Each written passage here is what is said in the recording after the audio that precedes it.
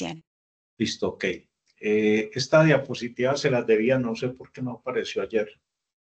Se las debía, es como el soporte documental y normativo donde aparece el método de la intersección de curvas. Los otros métodos que habíamos visto están en la IEEE 81 y en ese no está la intersección de curvas, pero TAC es una persona de gran reconocimiento de la ingeniería eléctrica, hizo grandes aportes como el método de la caída potencial, mediciones de resistividad, método de dos capas y demás. Y él también sacó este método de intersección de curvas, que se publicó en el año 64 en el libro de él. Después en el 69 hizo una publicación ampliando el método, en el 70 lo acabo de pulir. Y ya en un anexo de la norma británica 50522 se incluyó el método de intersección de curvas para hacer mediciones de resistencia de puesta a tierra. Entonces quería que les quedara ahí como dentro de las memorias. Tenemos mucho por ver, tenemos más de 200 diapositivas, o sea, seré generoso con todo el material. Y habíamos quedado en esta parte. Los temas de diseño de puesta a tierra tienen que estar soportados en unos buenos criterios de seguridad, como la incidencia de la corriente en los seres vivos. Luego nos toca mirar algo de ese tema, el cálculo de tensiones de paso y de contacto, y no solamente vamos a ver cálculo de tensiones de contacto y de paso, sino que vamos a ver cómo se miden tensiones de contacto y de paso, el efecto de la capa superficial o gravilla y el criterio de la tensión tolerable, que digamos en la IEEE 80 se habla de tensión tolerable, mientras que en el RETI se habla de tensión admisible. Entonces vamos a tener que diferenciar esos dos conceptos. Entonces, lo primero que vamos a tener que mirar es el tema de los criterios de seguridad que establece la IEEE 80. La IEEE 80 tiene unos una pregunta por ahí. No, por ahí que alguien se le abrió el micrófono. ¿Me están escuchando todos bien, cierto? Sí, señor. Ok. En la IEEE 80 se establecieron unos criterios de seguridad para personas de 50 kilogramos en adelante o de 70 kilogramos en adelante. De hecho, en el RETI se toma como base mínima de diseño las personas de 50 kilogramos en adelante. Es decir, que si usted hace un diseño con base en IEEE 80 y pesa menos de 50 kilogramos, pues usted no está seguro, que el diseño se hizo seguro para el 95% de la población que se asume que pesa más de 50 kilogramos. Luego, una chica de las que seguramente nos acompaña, que pese menos de 50 kilogramos, pues es un riesgo que entre a una subestación o le tocará caminar a los geisha con pasos corticos y sin tocar nada, porque los diseños no fueron hechos para ella, ¿sí? Para personas de menos de 50 kilogramos, mientras que si uno está como pesadito, entonces sí tiene más soportabilidad a la corriente. Dalziel es un médico, fue un médico que sacó esos criterios de seguridad e hizo mucha experimentación con cerdos, con perros, con una cantidad de animales, con cadáveres de personas, e incluso tuvo acceso a los experimentos que hicieron los alemanes con los judíos, donde colocaban a una persona con los electrodos en la mano y los pies sumergidos en una solución salina y veían cuál era la soportabilidad de las personas. Y ahí fue donde, a partir de toda esa serie de estudios, pues sacaron unas ecuaciones de Dalziel, y donde la ecuación de Dalziel, si lo graficamos en una escala logarítmica para personas de 50 kilogramos, es esta recta negra que vemos aquí. Es esa recta negra. Mientras que la IS 6479 saca unas curvas. ¿Por qué Dalziel trabaja con una recta y la IS trabaja con unas curvas? Porque es que Dalziel asume que la resistencia promedio del cuerpo son 1000 ohmios mientras que la IEC establece que la impedancia, no la resistencia del cuerpo, la impedancia del cuerpo varía con el nivel de tensión. Entonces, si usted somete a 25 voltios, su impedancia puede ser del orden de 1750 ohmios, pero si se somete, por decir algo, a 2000 voltios, su impedancia apenas puede ser del orden de 500 ohmios. Entonces, por esa variación es que salen estas curvas, ¿sí? Aquí también estamos viendo unas regiones, una región A, donde hay unas condiciones de soportabilidad, una condición B, una región B, que es toda esta zona, una región C, que sería esta parte, que ahorita vamos a ver qué es eso, que se las quiero mostrar ahí.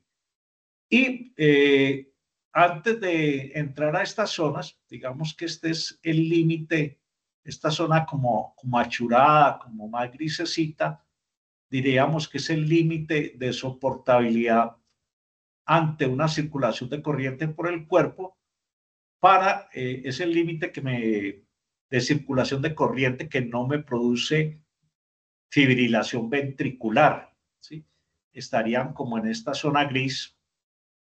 Para el 95% de la persona sería seguro, mientras que esta zona que se ve rayada sería un nivel de seguridad para el 50% de las personas, y esta otra zona ya arriba sería inseguro para el 95% de la población. Vamos a ver el tema de los efectos. Entonces, en esa primera zona que veíamos que llama AC1, sería corrientes entre 0.5 miliamperios hasta la línea A. O sea, hasta aquí serían 0.5 miliamperios, es esta zona. Digamos que ahí uno no va a sentir nada, posible percepción, pero usualmente no reacciones súbitas e inesperadas. La otra zona va desde 0.5 miliamperios hasta la zona B, o sea, va desde aquí. La otra va como desde 0 a 0.5, está desde 0.5 hasta aquí, hasta donde termina esta zona. Es decir, aquí tenemos un tiempo de duración de la corriente y este es el tiempo de la corriente que circularía. Entonces, por decir algo, si uno se sometiera a 0.2 miliamperios durante 500 milisegundos o durante 10 milisegundos, esto en 10 segundos, pues usted no va a sentir nada. Pues de pronto un pequeño cosquilleo, pero no más.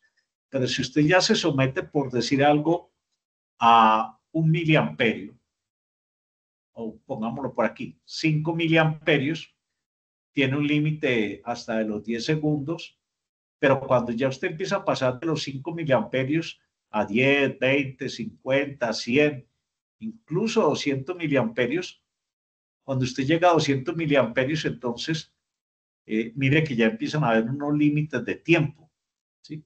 Por cada límite, o sea, que estos 200 miliamperios usted los soportaría durante menos de 10 milisegundos, ¿sí?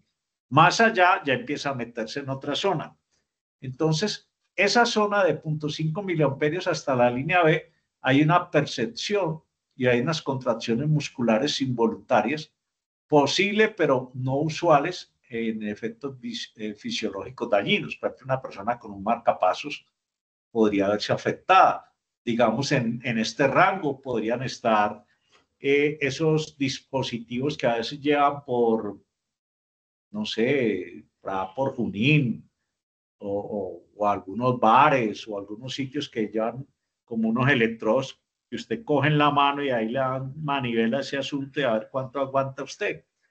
Algunos aguantan todo lo que la manivela que le den, otros simplemente van y lo sueltan fácil y otros llegan a un momento en que no son capaces de soltarlos. Entonces ahí ya se está metiendo en esta zona AC3. Esa zona AC3 es esta, ¿sí? Ya usted se empieza a meter en esta zona C3 y ya empieza a ver unas zonas como peligrosas, ¿sí? Como por acá, de acuerdo a Dalcia, o de acuerdo a la IAC, esa zona C3 termina como por acá, ¿sí? Esa zona C3, desde la línea B a mayores corrientes, entonces dicen fuertes contracciones involuntarias y dificultad en la respiración, disturbios reversibles de funciones cardíacas, puede presentarse parálisis parálisis, los efectos se incrementan con la magnitud de la corriente y del tiempo. No se espera daño orgánico. O sea que todavía en esta zona, antes de meterse a esta curva, o sea, en toda esta parte, antes de meterse a esta curva, usted todavía como que sobrevive. ¿Sí? Pero ya cuando usted se empieza a meter a esta otra zona, ¿sí? Que ya la llamamos AC41, AC41, pueden ocurrir efectos fisiológicos peligrosos como paro cardíaco, paro respiratorio, quemaduras graves, daños celulares, probabilidad de fibrilación ventricular incrementado con la magnitud de la corriente y del tiempo. Es decir, aquí ya hay probabilidad de fibrilación ventricular. Este sería el límite inferior de esa zona y este sería el límite superior de esa zona, donde hay una probabilidad de fibrilación ventricular para el 95% de la población. Pero si ya se mete en esta zona AC42, en AC42, o sea, entre C1 y C2, probabilidad de fibrilación ventricular del 95%, era la primera curva. El AC42, probabilidad de fibrilación ventricular hasta el 50% de la población. Y si se mete a la otra zona más del extremo, probabilidad de fibrilación al 50% de la población, hasta C3. ¿Sí? Por aquí termina C3, C1, C2, C3, y ya de ahí para allá, grave. ¿Sí? Esto que estamos viendo ahí, entonces, cuando uno diseña por IEEE, voy a tomar una referencia que tenemos del RETI. En el RETI se habla de que la tensión por IEEE 80 para 500 milisegundos son 164 voltios. Es decir, aquí en 500 milisegundos, si yo voy a buscar la curva de la recta de Darcy, me choco aquí y aquí abajo y busco cuánta corriente es. Por aquí va a dar 164 miliamperios. Esa sería la corriente que podría uno soportar sin que inicie la fibrilación. Como son 164 miliamperios multiplicado por 1000, entonces estamos hablando, aquí, puntero láser, ¿sí? 164 por 1000 daría 164 voltios. Pero si yo llego y me voy por este lado y voy a la soportabilidad por la curva IEC, choco aquí y bajo y me dan 100 miliamperios. Si yo tomo la resistencia del cuerpo promedio como 1000, realmente serían 100 voltios.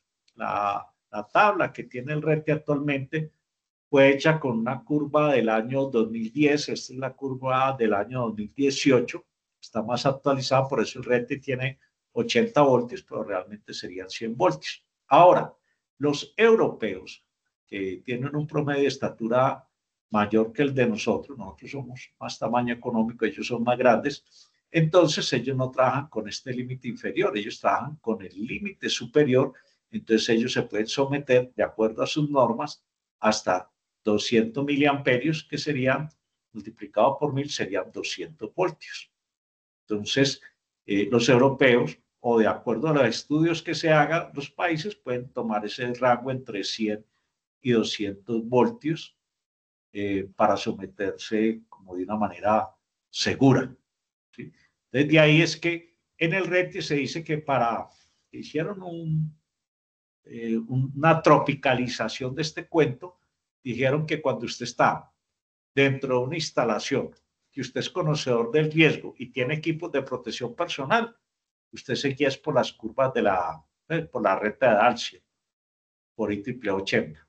Pero si son instalaciones que son accesibles a público en general, entonces se va a guiar por lo que dice la IS 6479. Y entonces ahí se cometió un error. Porque si usted llega y mira, por decir algo, para el orden de 200 milisegundos, Darcy solamente deja permitir hasta aquí, hasta algo más de 200 miliamperios, pero cuando usted se va por y ese 6479 le está permitiendo algo más de 300 miliamperios que circulen por su cuerpo. Eso no tiene sentido, porque se supone que esta curva es para público en general, mientras que Dalsiel es para personas con equipos de protección personal, de acuerdo a lo que tenemos en el RETIE, y es ahí donde hay un error en el RETIE que luego lo vamos a ver con más detalle. Como hablamos de tensiones de contacto y de paso, pues seguramente los ingenieros electricistas sí tenemos claro qué es, pero las personas que trabajan como dibujantes, los modeladores, puede que no tengan el concepto claro. Entonces, cuando uno está dentro de una subestación, debajo del suelo se entierra una serie de conductores o varillas también, que eso es lo que llaman la malla de tierra. Los equipos eléctricos, las estructuras eléctricas, todos estos elementos metálicos o todos los elementos metálicos se deben conectar a esa malla tierra, como se ve acá. ¿Sí? Incluso este es un cerramiento, una cerca. Y cuando se conectan a tierra y se produce una falla, el voltaje que aparece aquí, vamos a suponer que aquí se pusieran 2000 voltios, esos 2000 voltios que adquiere la malla tierra lo van a adquirir las carcasas, los elementos metálicos que están sobre el suelo. Se van a poner a 2500 voltios. ¿Sí? Pero por la presencia de esa malla de tierra va a hacer que el voltaje en el suelo también se suba. Entonces, ese voltaje en el suelo se va a subir dependiendo de qué conductores vayan por ahí. No sé si por acá tengo una malla cerca. Aquí. Por decir algo. Si hay una vista en planta de una malla de tierra y hay un conductor que pasa en esta dirección, otro conductor que pasa en esta dirección y otro conductor que pasa en esta dirección, vamos a girar esta gráfica como para verla de lado. Y cuando uno la mira de lado, entonces es como si viera este conductor, o sea, el conductor que cruza hacia el otro lado, el conductor que cruza hacia el otro lado y el conductor que cruza hacia el otro lado. O sea que aquí, en este espacio, no hay conductor. Entonces, ahí donde hay conductor, el voltaje del suelo sube. Por eso es que aparece este pico. Este pico es lo que me está representando el voltaje del piso. Pero como hay una zona donde ya no hay conductor, el voltaje cae y aparece otro conductor, vuelve y sube el voltaje. Hay un espacio donde no hay conductor, vuelve y cae el voltaje. Y aquí termina la malla de tierra con otro conductor, vuelve y sube el voltaje. Entonces, si usted tiene este pie, aquí ese pie está al voltaje que dice aquí, en este lado. Y este otro pie está a este otro voltaje. Esta diferencia de altura o de voltaje es lo que llaman la tensión de paso. Es como si los pies estuvieran parados en un tomacorriente. Este está en un terminal y este en otro, entonces hay una diferencia de voltaje y eso hace que circule corriente por mi cuerpo. Eso es lo que llamamos la tensión de paso. Ahora, si usted está tocando el equipo y el equipo se puso a 2000 voltios y usted está parado aquí, mire que su potencial o su voltaje está en este lado, no es este pico, sino aquí. Esta diferencia de voltaje que aparece aquí o de altura es la diferencia de voltaje que aparece entre el equipo que usted está tocando y el suelo donde está parado. Eso es lo que llaman tensión de contacto. Entonces, si el suelo se pone a 1500 voltios y el equipo se puso a 2000, la diferencia de voltaje entre 2000 y 1500 serían 500 voltios. Si el sistema está diseñado para que usted pueda soportar 500 voltios durante medio segundo, entonces usted se va a salvar. De pronto le pega el corrientazo y lo asusta, lo tumba, lo que sea, pero no lo mata, ¿sí? No le produce una fibrilación ventricular. Ahora, si usted está parado aquí, está recostado contra el equipo y el suelo ahí no tiene conductor que le suba el voltaje, entonces de pronto aquí sí lo puso a 1500, pero aquí apenas se lo puso a 500. porque no hay conductor ahí, y al estar esto a 500 y este a 2000, usted somete a 2500 voltios. Entonces es un riesgo, por eso es que uno no se puede recostar en los elementos metálicos en una subestación. Pero mire este caso. Esta es una estructura que está conectada a tierra directamente. Entonces, como está conectada a tierra en este punto donde había conductor, esta estructura se puso a este voltaje.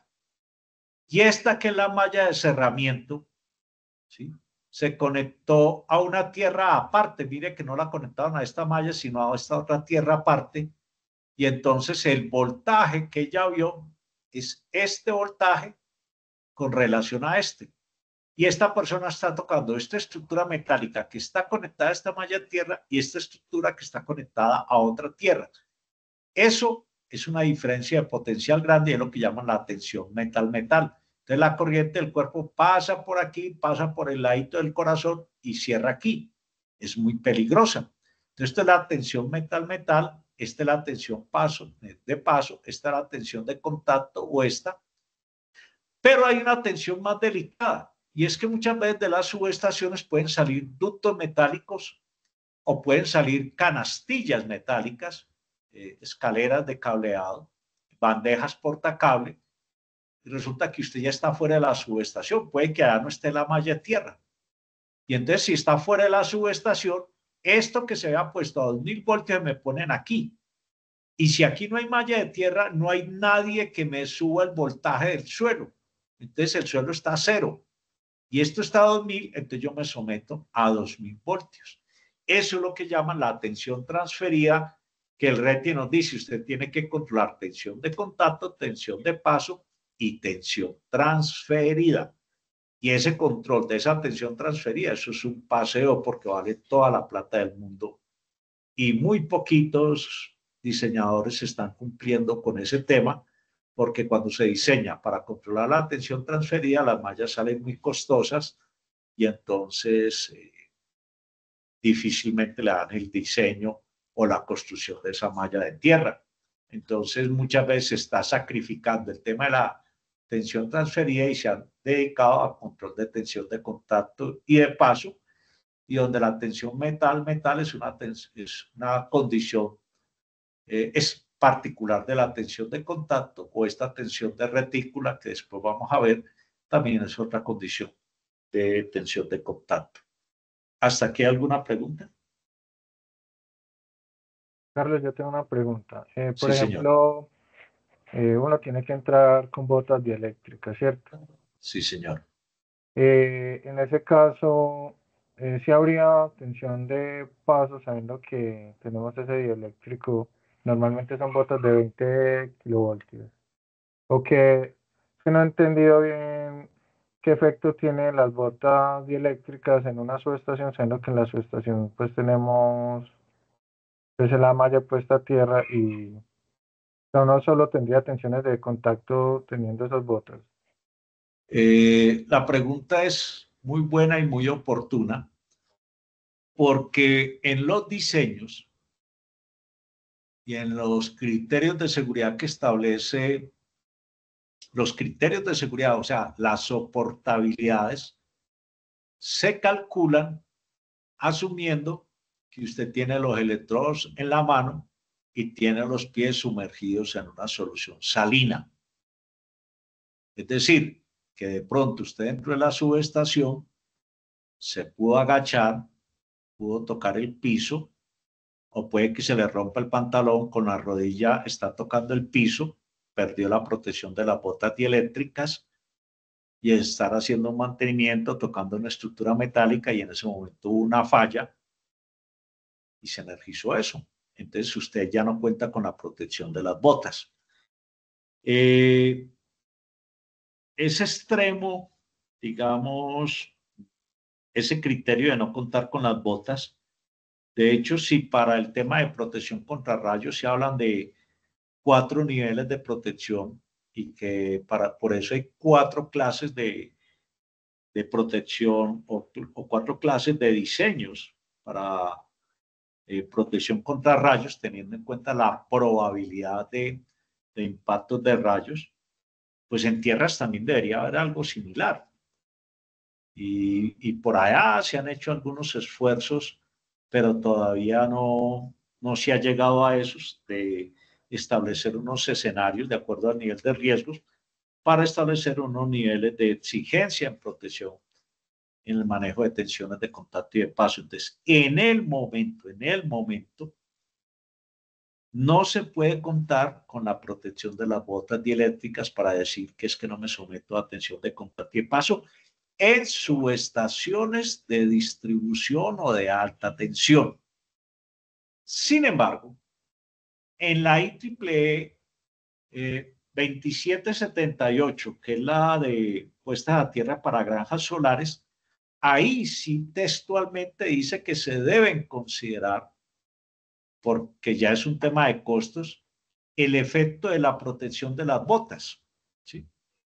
Entonces, usted ya en una granja solar, usted puede tener en cuenta la protección de las botas, porque las botas se prueban a 18 kilovoltios durante 1 minuto y nada más puedes dejar pasar 3 miliamperios. Pero hay botas todavía de mayores niveles de aislamiento. Entonces usted puede considerar la protección de las botas para ver cuál es la soportabilidad a la cual usted se puede someter en cuanto a tensiones de contacto y en cuanto a tensiones de paso. Pero como le digo, ni en una granja solar, ni en ninguna subestación usted se puede sentar, porque cuando usted se sienta en el suelo o se recuesta en una estructura metálica, usted pierde la protección de las botas, ¿sí? Porque ya encuentra caminos por donde circular, por donde cerrar el circuito de la corriente sin que intervengan los pies. Entonces, por eso te decía que la pregunta es muy oportuna y muy buena. Por ahora, en esta parte, no vamos a tener en cuenta la protección de las botas. Pero la IEC 6479 sí te permite incluir unas resistencias adicionales dependiendo del calzado que usted utilice. Entonces hay ecuaciones para incluir esa protección por IEC. Pero por lo menos ahora en Colombia todavía no nos lo permite. Pues por lo menos para estas subestaciones donde usted hace mallas de puesta en tierra para subestaciones donde se considera una especie de red equipotencial, pero ya para granjas solares sí lo podemos usar. ¿Listo? ¿Te respondí la inquietud? Sí, señor, muchas gracias. Ok. Entonces, la IEEE 80 habla de tensiones tolerables.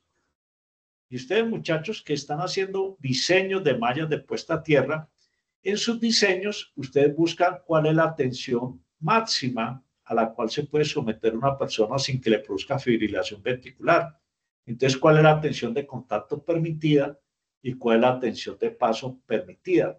Tensión de paso permitida, tensión de contacto permitida, que en algún momento se puede llamar tensión permisible.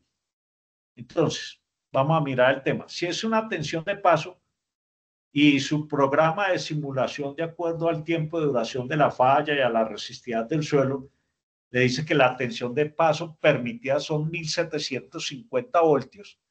Quiere decir que entre sus pies lo máximo que podría exponerse para ser seguro serían 1750 voltios como tensión de paso. Eso se representa por esta fuente de 1750 voltios.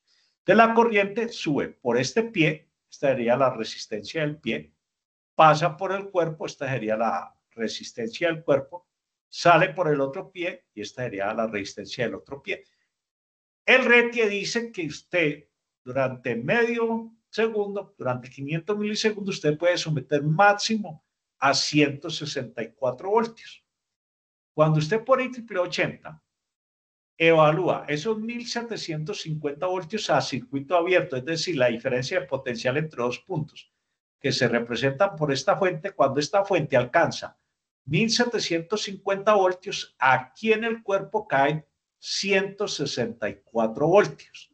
Es decir, las tensiones admisibles, la tabla que aparece en el RETI de tensiones admisibles, es la tensión a circuito cerrado, es decir, cuando la persona ya se paró entre los dos puntos se paró entre los dos puntos y circuló corriente por estas resistencias, ¿sí? Entonces, aquí nada más pueden caer máximo 164 voltios debido a una diferencia de potencial entre los dos puntos de 1750 voltios. Luego, IEEE 80 es referencia a lo que llaman circuito abierto y RETIE tiene una referencia a circuito cerrado. Lo mismo pasa con la tensión de contacto. Si le dice el programa de simulación que la máxima tensión de contacto permisible o permitida son 550 voltios, es que cuando usted toque el equipo y si hay una falla, usted se puede someter máximo a 1750 voltios. Eso hace decir que la corriente pasa por acá, por el cuerpo. Bueno, apaguen los 1750 voltios entre el equipo y el suelo. 550 voltios, la corriente pasa por el cuerpo y sale por los dos pies, la resistencia de los dos pies. Luego, cuando aquí se alcance los 550 voltios, aquí van a caer 164 voltios. Es decir, la tensión admisible, sea de contacto, sea de paso, para 500 milisegundos son 164 voltios, que van a caer aquí o aquí, es lo mismo, porque sigue siendo el cuerpo de la persona. Pero la tensión a circuito abierto para tensión de contacto sería 550 y para tensión de paso sería 1750. Pues resulta que a veces habían inspectores que le entregaban las memorias de diseño y aquí decían, venga, pero es que aquí es que la tensión de contacto máximo permitida son 550 y de paso 1750, pues que el RETIE nada más dicen que son 164. Yo no le recibo ese diseño.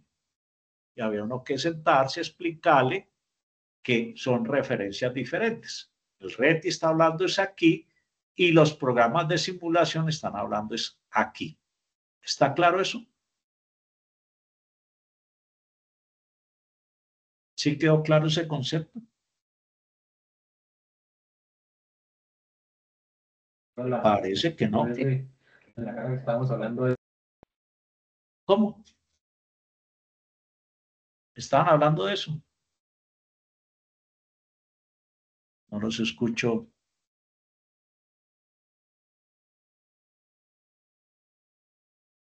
Aló, aló. No los escucho. Pero yo te digo que Qué pena, yo estaba por aquí en otra cosa. La verdad no le puse atención. La verdad no le puedo Ok. responder. Entonces no sé, digamos, Julián, Lo Daniel, repito. ¿Sí? o si quieres, Básicamente, porfa, me lo repite y sí, sí. Con mucho gusto. Los programas de simulación con los cuales ustedes hacen los diseños o nosotros hacemos los diseños, que son los programas típicos que se manejan, dicen cuál es la tensión de contacto máximo permitida y cuál es la tensión de contacto de paso máxima permitida. Pero esos programas tienen establecidos la definición de tensión de contacto y tensión de paso a circuito abierto como lo tiene la IEEE 80, es decir, la tensión de contacto está definida como la diferencia de potencial entre un equipo que está puesto a tierra y el suelo donde está parada la persona.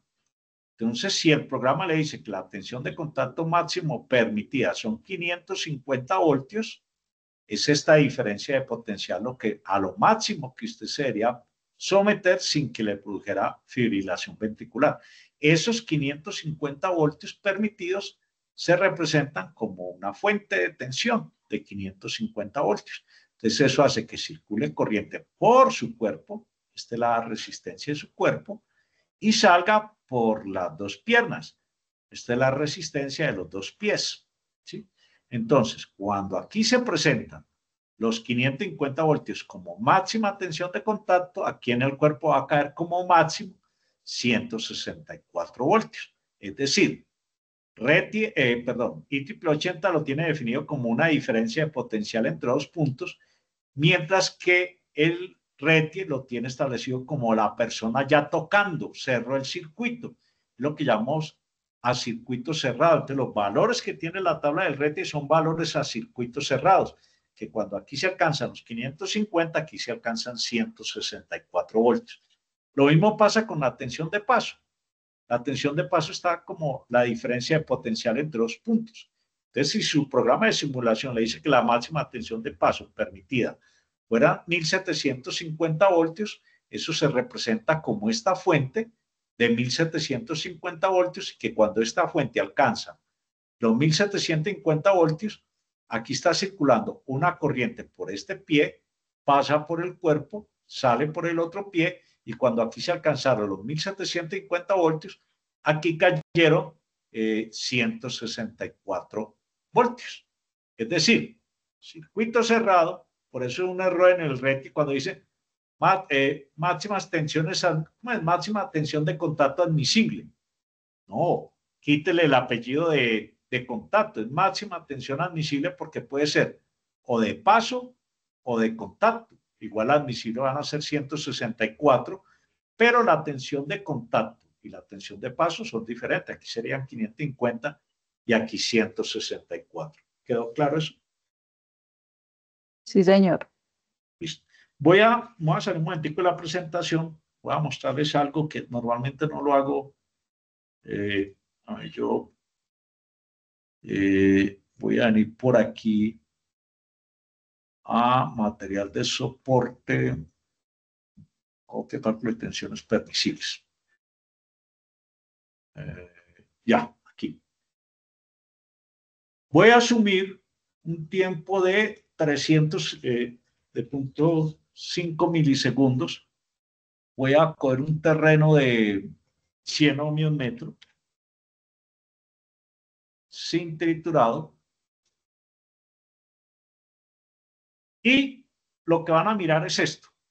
Lo que aparece aquí es lo que aparece en la IEEE 80 de tensión de contacto sobre el suelo, o sea, la tensión permitida que mostraría el software de simulación.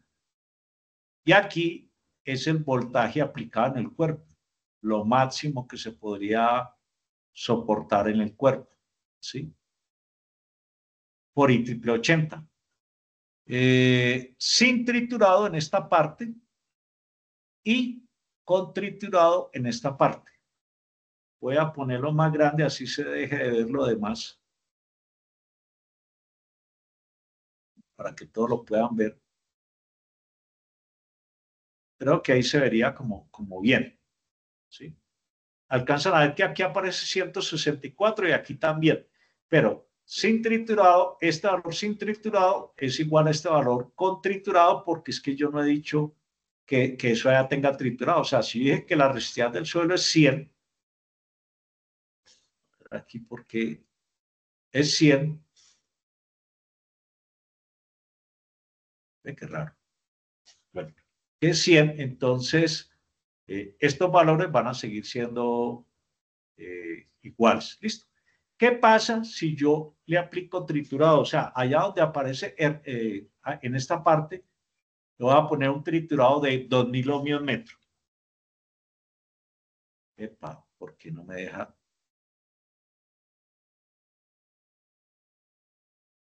Bueno, y sí, qué raro. Entonces, no entiendo qué pasa aquí.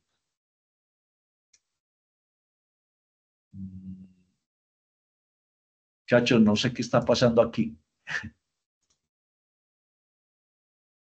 Yo lo voy a deshacer a esto. Creo que ahí sí me dejó. A ver, yo voy a meter 2000 ahí. Ahí sí lo dejo. A ver, vamos a ver si me puedo venir aquí así. 2000. Entonces, mire que cuando subí el triturado a 2000, esta es la tensión sin triturado que daría el programa de simulación de ustedes, y esta es la tensión permitida si se usa triturado. Pero mire qué pasa con la tensión aplicada en el cuerpo. Sigue siendo de 164 para un tiempo de 500 milisegundos. ¿Sí lo ven? ¿Ven la diferencia? Aquí 164 es el mismo, pero aquí sin triturado y aquí con triturado. ¿Sí ven la diferencia? Sí, señor. Listo. Ahora, supongamos que yo cambiara la resistividad. Un suelo vamos a ponerlo de 500 ohmios metro. Se sube la tensión de contacto y de paso permitida, ¿sí? Porque usted ya tiene un poquito más de aislamiento en los pies, pero con el triturado también se sube más, pero esto sigue siendo 164, ¿sí? Bueno, supongamos que le aumento el espesor de la capa de triturado a 15 centímetros. Se sube la tensión de contacto que le permite el programa de simulación. Esto no cambia, pero esto sigue siendo 164. ¿Cuándo me van a cambiar estos valores? Es cuando cambie el tiempo, ¿sí? Entonces, si yo digo que el tiempo es de 300 milisegundos, inmediatamente esto me cambia, ¿sí? Y obviamente estos cambian también porque se va a someter a menos tiempo a esa duración de la falla, entonces las tensiones admisibles pues suben, ¿sí? O si aquí lo subo es a un segundo, pues entonces usted se va a someter, se tiene que someter a voltajes mucho más bajitos si no hay triturado que cuando hay triturado, y ya solamente se puede someter a 116 voltios. Entonces el RETI está mirando el tema es aquí, mientras que los programas de simulación lo están mirando es aquí. ¿Está claro eso?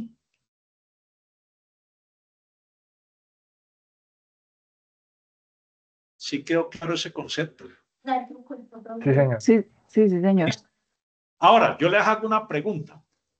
Supongamos que usted está en un suelo de 5.000 ohmios metro. Bueno, pongámoslo de 4.000 ohmios metro. Entonces usted diseña la malla para 4.000 ohmios metro. Usted a esa malla de puesta a tierra o a esa subestación, digámoslo así, ¿usted le aplicaría triturado? De la respuesta, si es sí o si es no, me dice el por qué.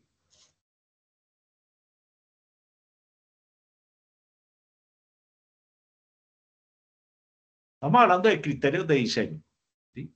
Si el suelo es de 4.000 ohmios metro, ¿usted le aplicaría triturado a la subestación? Sino que, por ejemplo, cuando tenemos esas resistividades tan altas, posiblemente las tensiones de paso, pues según la configuración de la malla y de contacto, sean muy altas y no estén en las tensiones tolerables. Entonces, yo sí le aplicaría triturado. Vamos a suponer que el Yo terreno es de diría que 4.000, no. eso, porque le voy a poner el ejemplo. Vamos a suponer que no cumplió. El terreno es de 4.000 ohmios metros, no cumple. ¿Listo? No cumple con el control de tensiones de contacto y de paso. Entonces, el compañero dice que sí le aplicaría triturado y tú dices que no le aplicaría triturado. Entonces al Sí. compañero le pregunto por qué le aplicaría el triturado. Porque eso me ayudaría como a aislar más, pues como las tensiones. Creo que eso es lo que yo he notado en las simulaciones. Cuando el triturado es mayor y el espesor del triturado es mayor, ayuda a disminuir el GPR y las tensiones de paso y contacto. Listo. Entonces se nota Y la simulación. listo. Y la compañera dice que no. ¿Por qué? Pues porque el triturado lo que hace es aumentarme bueno, sí, la resistividad. O sea, me aumenta, y ahorita en el ejemplo que ponía, y bueno, ahí donde lo está mostrando, dice con triturado es mayor el valor de referencia, bueno, el valor Permitido. que es el permitido que sin triturado. Sí. Entonces, todo ese terreno de 4.000 ohmios metro, si la malla no cumple, ¿le echarías triturado también? Tú dices que no.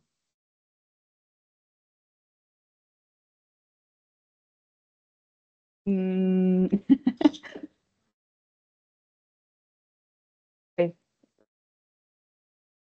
Bueno, no. voy a poner el triturado de 4000 y el suelo de 4000. O sea, esta es la condición sin triturado. ¿Sí? Esta es la condición sin triturado. No tenemos triturado, la tensión de contacto admisible serían 812 y la de paso 2900. Quedan Como digo iguales. que tiene triturado, pues como son iguales, pues el valor es lo mismo.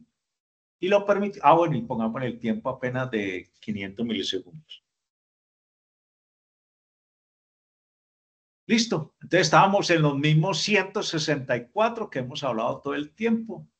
Y esta es la tensión de contacto sin triturado o con triturado, porque de alguna manera no le hemos echado el triturado, por eso dan iguales. Entonces el compañero dice que sí le aplica triturado, ¿cierto? ¿Triturado de cuánto?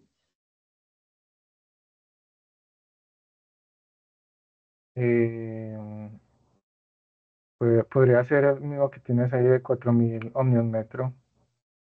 Pero Normalmente yo en la simulación le coloco de 2500 a 3000. eso es lo que yo quería que me dijera. Lo típico que usted maneja es 2500. Mire qué pasa si yo le pongo triturado de 2500.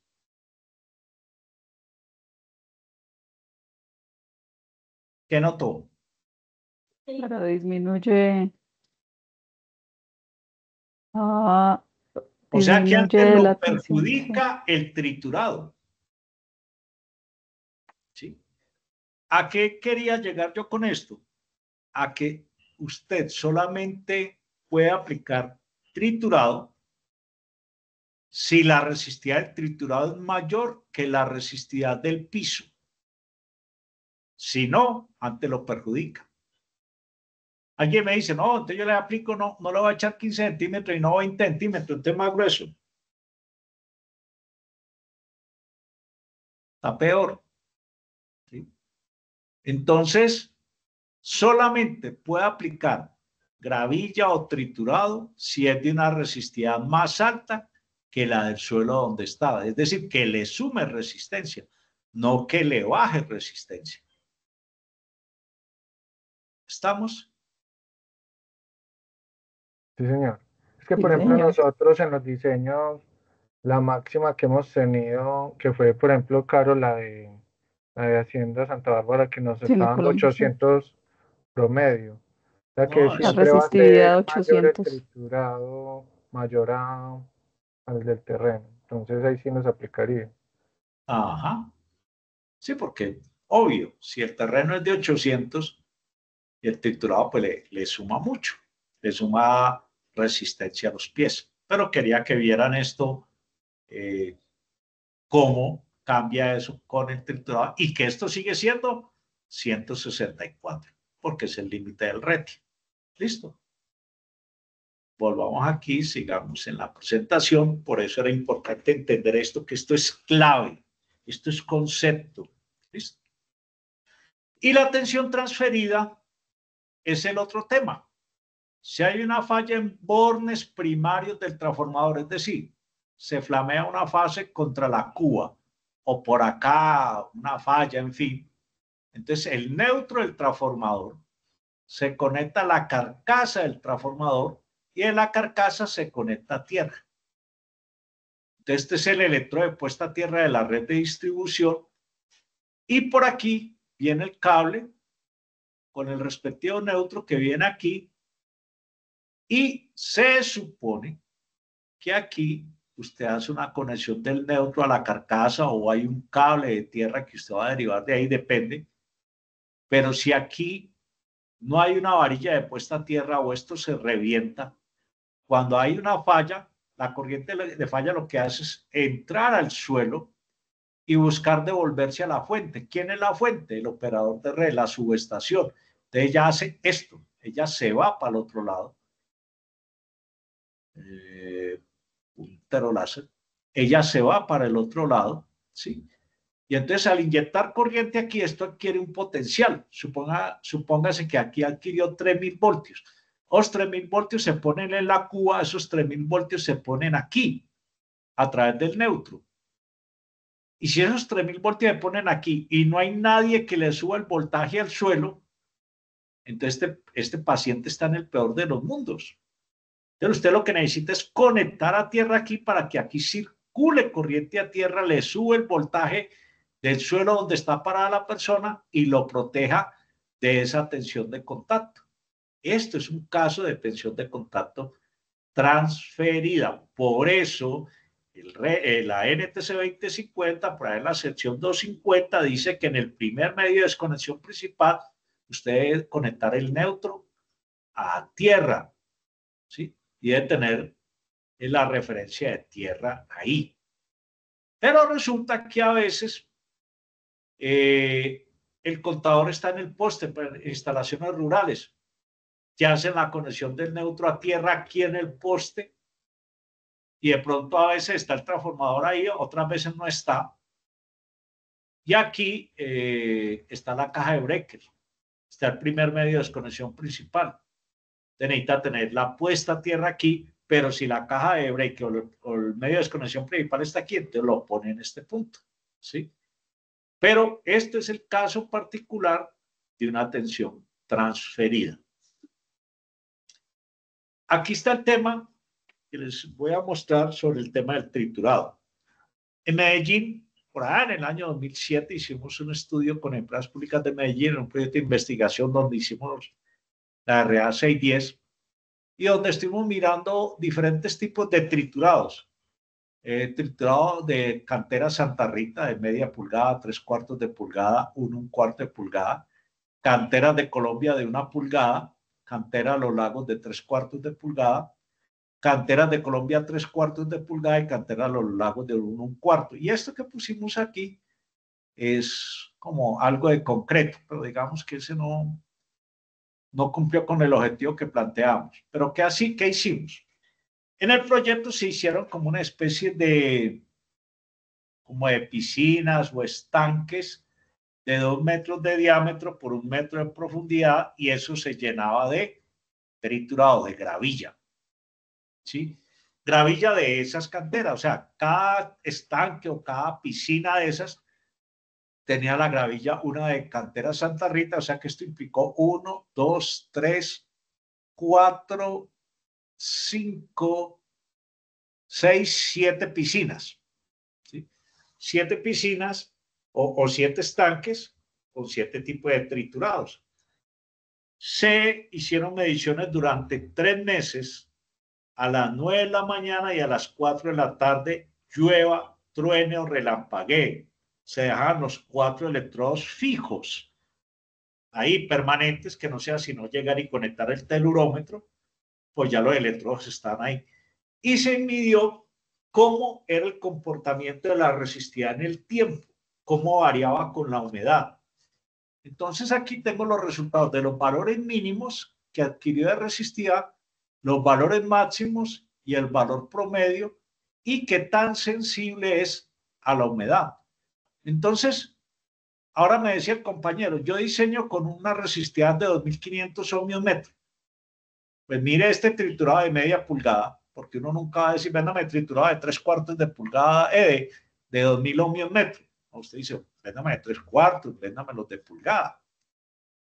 Entonces, este triturado de cantera Santa Rita de media pulgada estuvo entre 129 ohmios metro hasta máximo 894, con un promedio de 543. Santa Rita de 3/4, de 119 a 1301, promedio de 850.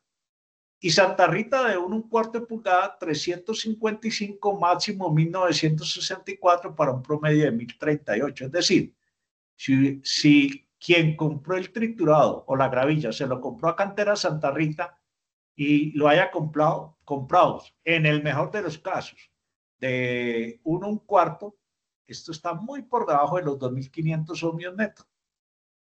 Luego, desde nueva la subestación quedaron subdimensionadas las condiciones de seguridad porque el diseño se hizo para triturados de 2.500 y no para un promedio de 1.038.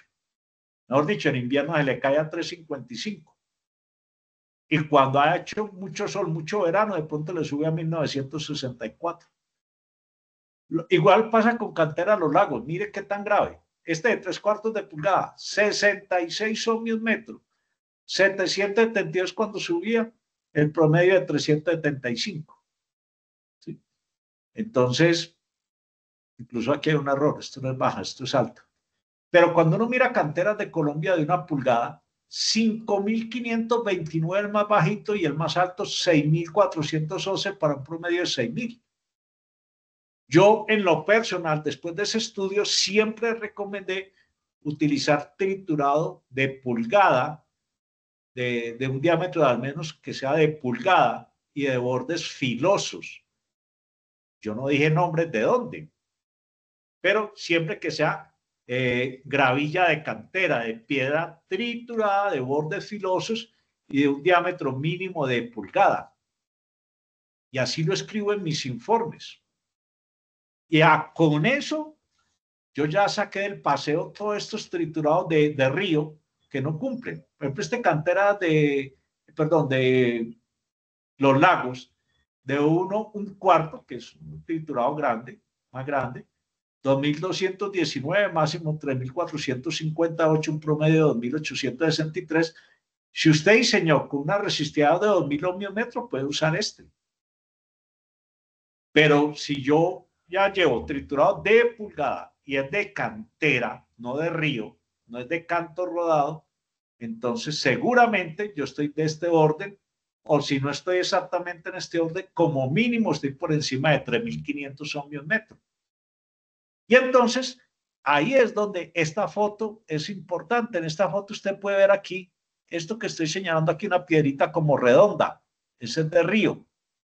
Pero por aquí hay unas que son como de bordes filosos. Aquí hay una de bordes filosos. Por aquí hay otra de bordes filosos. Esa es de cantera. Entonces, lo ideal es que sea siempre de cantera, de piedra reventada y no de gravilla de río. ¿Quedó claro eso? Sí, señor. Eso no se lo han dicho en ningún curso de tierra, le cuento. Bueno, y entonces llegamos a la tablita del RETI, donde Carlos, qué dice, pena lo sí interrumpo. señor, Tengo una pregunta. claro Es que que sí. en la simulación uno coloca el espesor y la resistividad de la gravilla, pero normalmente en la subestación de baja tensión, pues de las que nosotros tenemos, uno tiene el terreno y un vaciado pues de losa.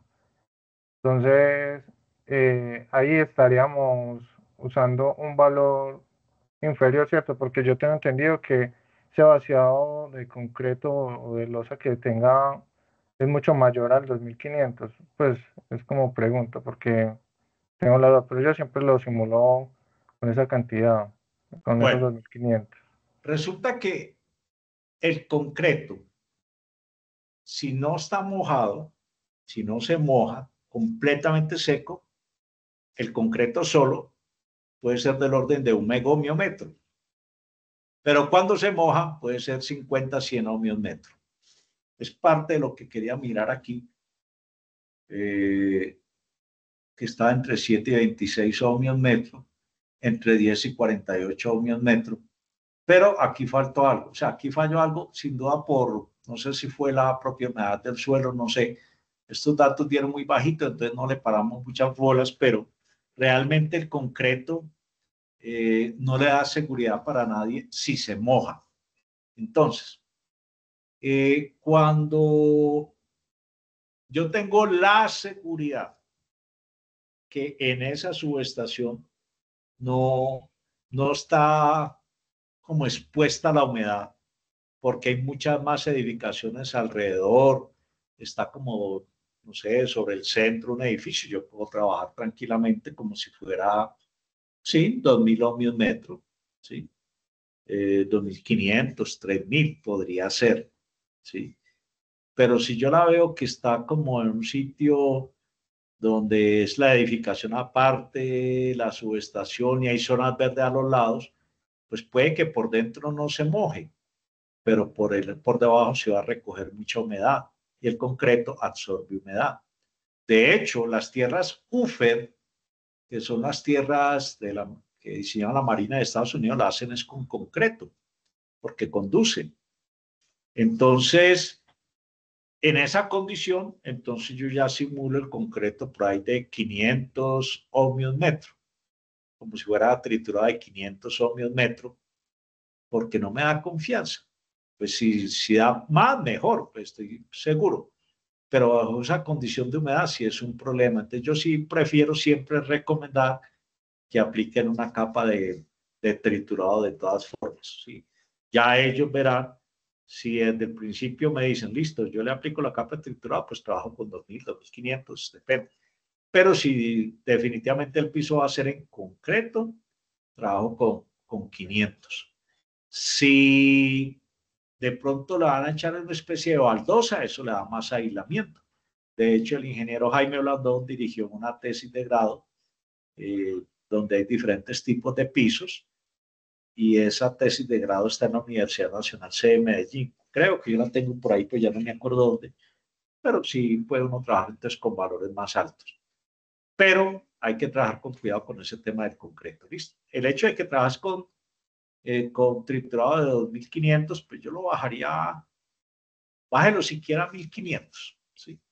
Siquiera 1500. Yo soy más desconfiado todavía, pero es dependiendo de qué es lo que hay alrededor de esa subestación. ¿Listo?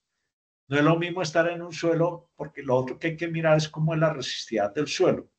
Si estás en un suelo de una resistividad muy bajita es porque también debe haber buena humedad. Entonces ese concreto se afecta por la humedad. Pero si estás en un terreno de una resistividad alta, entonces, claro, todo eso le ayuda a que el concreto de alguna manera también aísle más. Entonces, todo depende. ¿Listo? Listo, muchas gracias. Ok. En el RETI, entonces está esta tabla que máxima tensión de contacto admisible.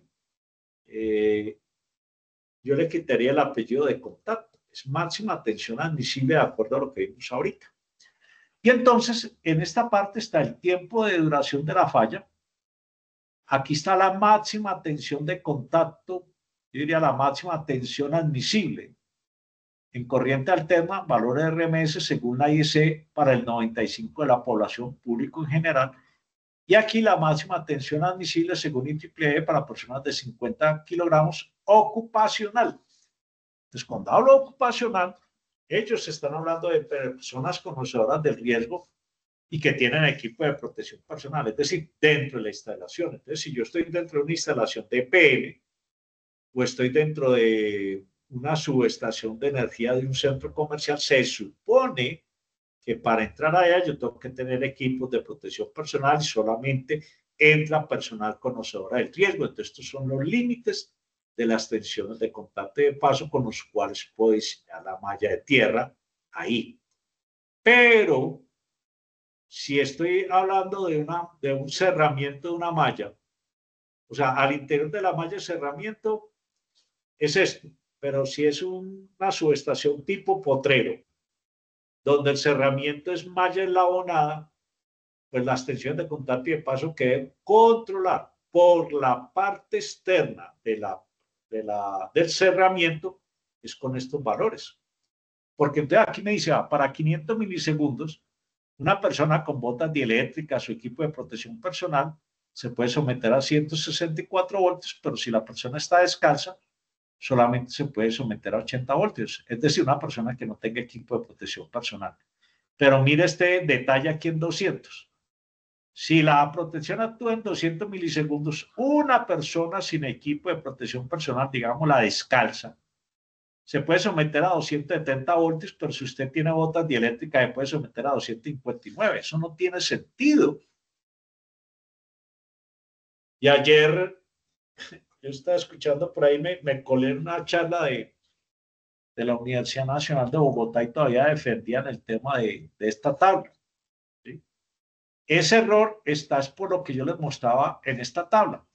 En 200 milisegundos, Este permite 270 voltios y este 259. Y este es para público en general. O sea, uno no puede mezclar peras con manzanas. Aquí la IEC es mucho más optimista, es más pesimista que Dalsien, mientras que aquí Dalsien es mucho más optimista que la IEC. Entonces, errores de ese estilo como que uno dice, miércoles, pero ¿cómo dejan eso? O aquí en esta, por ejemplo, de 150 milisegundos.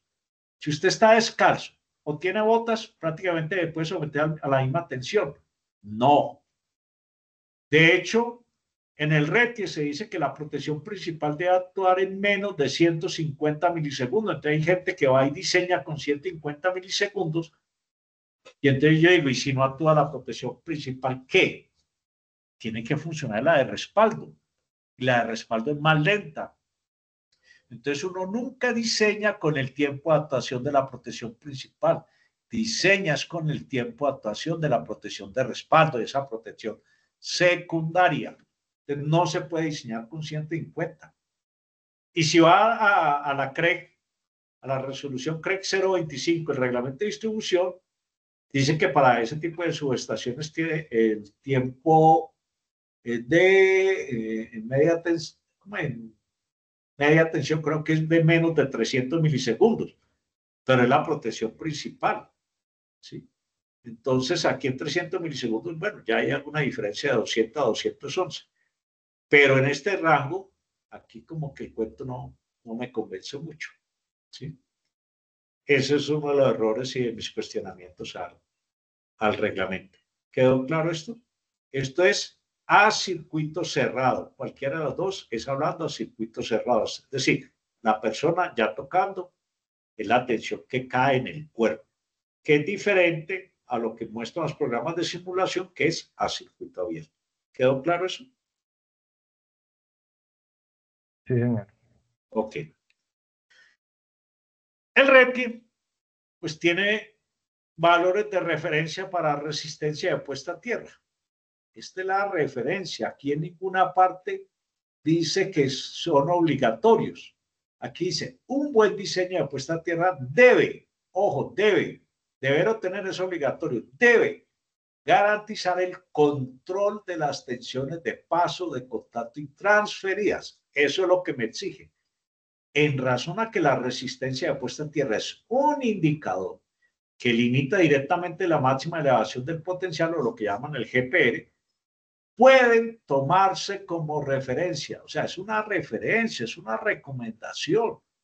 Los valores máximos de esta tabla adoptados de estas normas. Entre otras cosas, en la IEEE 80 no dice ninguno de estos valores. En la NTC 2050 habla de un 25, pero ese 25 dice que si usted entierra, eso es en baja tensión, que para usted referenciar el neutro tierra, entierre una varilla, y si esa varilla le da más de 25 ohmios, entierre otra a 1,80, ya, no dice más. Ni siquiera me dice que las una, no, entierre la otra a 1,80, únalas. Pero ya no le pide, vuelva y mida, o qué pasa si le dio más de 25, no, de malas. Enterró las dos varillas, las pegó y listo. Con eso cumplió. Es la única mención de los 25 ohmios. Pero, por ejemplo, uno mira los libros del EPRI, o uno mira toda esa cantidad de normas que les mostré el primer día, que finalmente le quité todo eso y le puse menos normas por allá en las memorias, no hablan de esto. Incluso para redes de equipos electrónicos sensibles, ni siquiera hablan de los 10 ohmios. Pero la TIA 607B, que es la norma de puesta a tierra en telecomunicaciones, que lo vamos a ver, ella sí habla de 5 ohmios para instalaciones críticas y 25 ohmios para instalaciones no críticas. Protección contra rayos, la 45 y 52, aquí sí está, sí habla de 10 ohmios. Pero dice, cuando usted no le den los 10 ohmios, entonces usted va y mira, ella por la cantidad de metros de electrodo que usted entierre. O sea que tampoco es obligatorio, ¿sí? Y lo que yo les decía desde el principio, la resistencia de puesta a tierra varía en el tiempo. Entonces, si usted le dicen 10 ohmios, ¿es cuando? ¿En invierno, en verano, cuando vaya el interventor, cuando vaya el inspector? ¿Cuándo? Por eso no pueden ser obligatorios, porque están variando permanentemente. Entonces, dice que se pueden tomar como referencia. Pero el hecho de que usted alcance estos valores no lo exonera de que se tenga que garantizar el control de tensiones de contacto y de paso. El hecho de que usted consiga estos valores no quiere decir que ya cumplió tensiones de contacto y de paso. Usted puede tener una puesta a tierra de 10 ohmios y no cumplir tensiones de contacto y de paso, entonces no cumple RETI. Pero puede tener una tierra de 50 ohmios que cumple con el control de tensiones de contacto y de paso y entonces está cumpliendo RETI. ¿Estamos? ¿Qué pasa entonces con el tema de la resistencia de puesta a tierra? Esta gráfica es tomada de la RA 610 DPM, que lo que me está diciendo es que yo tengo aquí el eje de las resistencias, el eje del potencial que adquiere la malla o la puesta a tierra, lo que llaman el GPR, y el eje de la corriente que se inyecta a tierra. ¿Qué me está mostrando esto? Que a medida que la resistencia de puesta a tierra crece, la inyección de corriente a tierra disminuye. Es decir, entre más alta la resistencia, menos inyecta corriente a tierra. Obvio, le da más dificultad de entrar al suelo. Pero entre más crece la resistencia de puesta a tierra, mayor es el GPR, el potencial que adquiere la malla a tierra. Y entre más bajito sea el GPR, pues de alguna manera se van a controlar un poco más fácil las tensiones de contacto y de paso. Por eso es que aquí dice que en razón a que, la resistencia puesta a tierra es un indicador que limita directamente la máxima elevación del potencial, es decir, que este potencial se limita es con la resistencia de puesta a tierra. Por eso, entre más bajita sea la resistencia, más bajita el GPR, pero al ser más bajito el GPR, más corriente me inyecta a tierra. Y quien finalmente me va a decir cómo van a ser las tensiones de contacto y de paso va a ser la geometría de la malla de puesta a tierra. Es la configuración como yo distribuya los cables y las varillas. O los pozos capacitivos, que después veremos eso. Entonces, originalmente hace mucho tiempo, entonces conectar a tierra por allá, desde la época de Franklin y de Tesla y eso, y se me fue el gran inventor de la DC, Edison.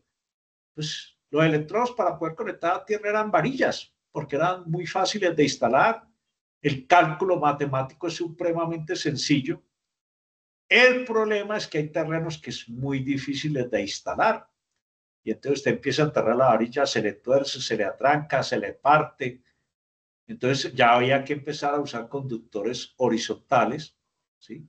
Y cuando ya los sistemas eran muy grandes, pues no era suficiente ni con varillas ni con unos conductores horizontales, fue necesario llegar a las famosas mallas de puesta a tierra, ¿sí?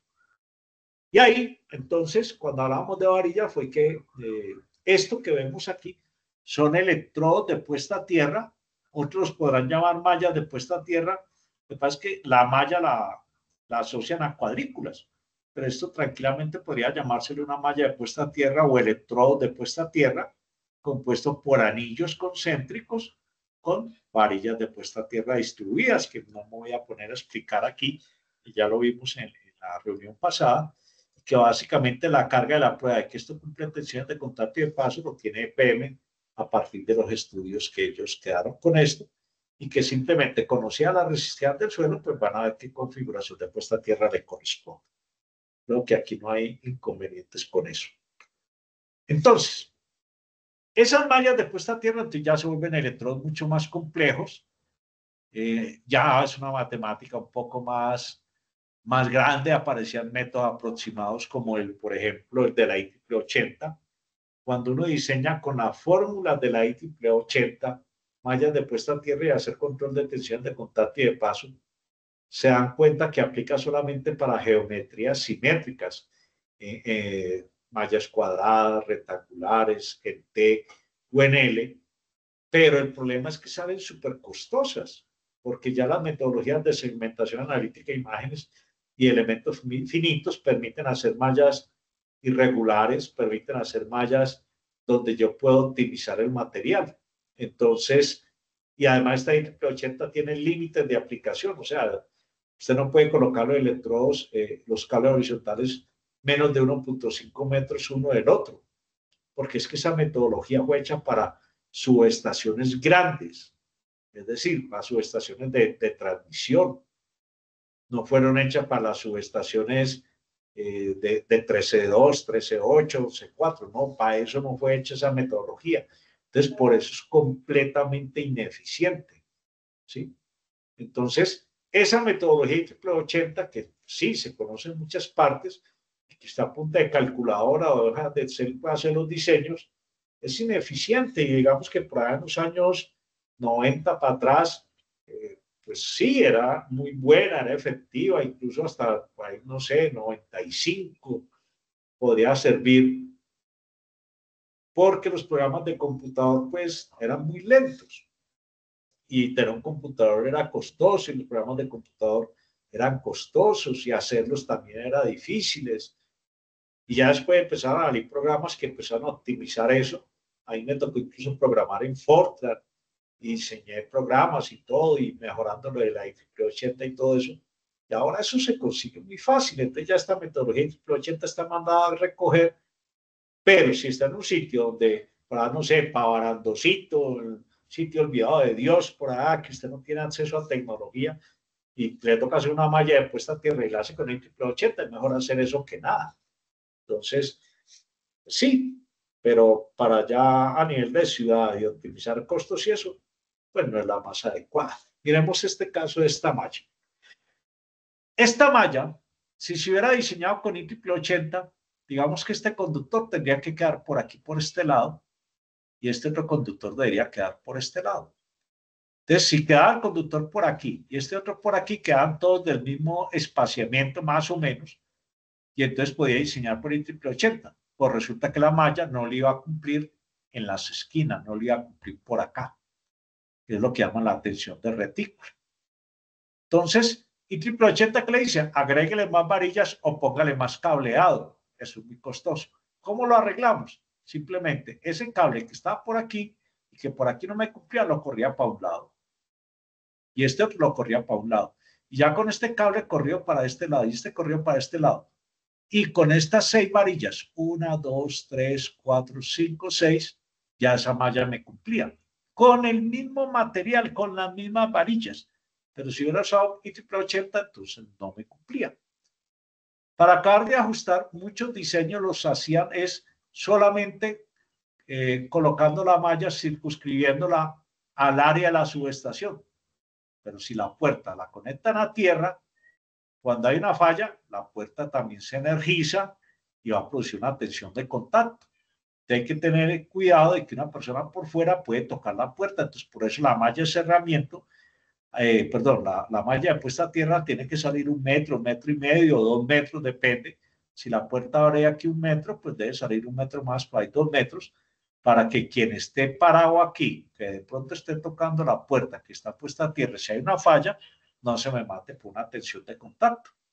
Eso hay que tenerlo presente.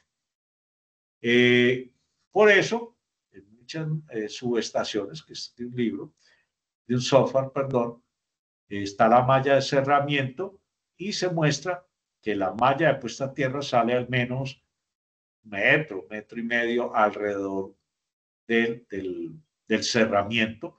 Y aquí está más grandes porque estas puertas se abren. Entonces hay que considerar esa condición. Lo mismo en esta otra subestación. Aquí, pues haga de cuenta que es un diseño de IEEE 80, ¿sí? Mire que la malla de cerramiento sale por fuera del cerramiento. Ahora, ¿cuál es el problema? El problema es que muchas veces estas personas no son dueños del predio de enseguida. Entonces usted no puede hacer la malla para metérsela al predio del vecino. Entonces usted tiene que hacer la malla tan sobrada aquí adentro, en el perímetro, que incluso 1 metro por fuera, ella todavía cumpla. Y entonces ahí es donde usted echa a mano de los tratamientos del suelo, que puede ser, o coloca mayor densidad de cables por esta zona, porque en las mallas de puesta a tierra la densidad de corriente o la distribución de la corriente en las mallas no es lo mismo en el centro de la malla de tierra que en el perímetro. Por efecto piel, sabemos que la corriente circula por la superficie de los conductores. Como esto es como un gran conductor, todo esto conduce, pero la mayor densidad de corriente va a estar en el perímetro de la malla. Por aquí va a haber mayor densidad de corriente que aquí. ¿Sí? Y como hay mayor densidad de corriente, en la IEEE 80 asumen que la densidad de corriente por todos los conductores es igual. Y para eso aplican unos factores de corrección, porque ya son suposiciones muy bravas. Unos factores de corrección para tratar de mitigar esa suposición que hacen. Cuando yo hablo de segmentación analítica de imágenes o de elementos finitos, es que, por ejemplo, un conductor como este, lo que hacen es partirlo en pedacitos. Es por decir algo, este pedacito lo parten del mismo tamaño de este otro pedacito, pero el que sigue es un tamaño un poquito más grande que el de aquí e igual al otro pedacito de aquí, y el del centro lo dejan como un pedazo más grande. Y están diciendo que la densidad de corriente aquí es la misma que la del pedacito de aquí, que la densidad de corriente del pedazo de acá es menor que la del de aquí y es igual a la de acá, y que la densidad de corriente del conductor de la mitad es menor que la densidad de corriente que esta y menor que esta. Entonces, eso lo hacemos con los software de diseño, ¿sí?